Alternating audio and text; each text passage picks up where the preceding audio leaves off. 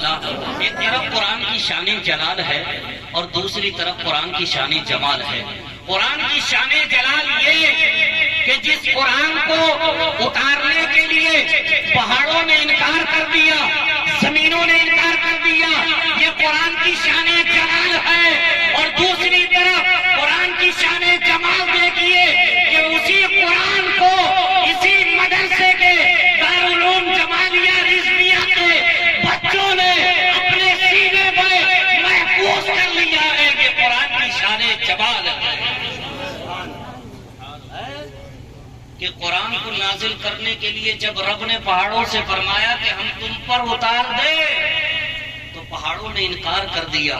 حدیث شریف میں آتا ہے کہ جب آقا علیہ السلام جس سواری پر بیٹھے ہوتے تھے اور قرآن نازل ہونا شروع ہو جاتا تھا تو وہ سواری بھی قرآن کے بوجھ کی وجہ سے زمین پر بیٹھ جایا کرتی تھی۔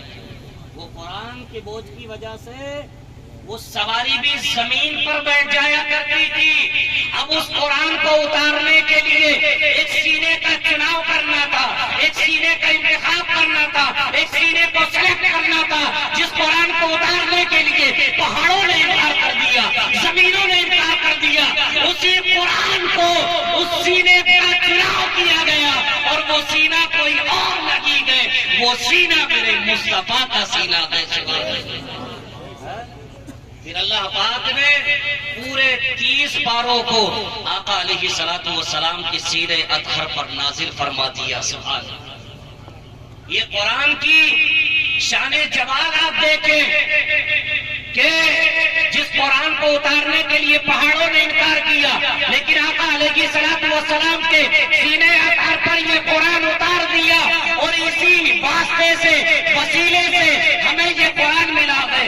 یہ جتنے بھی حفاظ ہیں، علماء کرام ہیں، اپنے سینوں میں قرآن کو محفوظ کیے ہوئے ہیں۔ ان بچوں نے قرآن کو محفوظ کیا ہے نبی کے واسطے سے۔ اگر ڈائریکٹ اس قرآن کو یہ بچے بھی پڑھتے تو شاید بھٹک کر رہ جاتے، لیکن نبی کے وسیلے سے یہ قرآن ملا ہے، نبی کے واسطے سے یہ قرآن ہمیں ملا ہے۔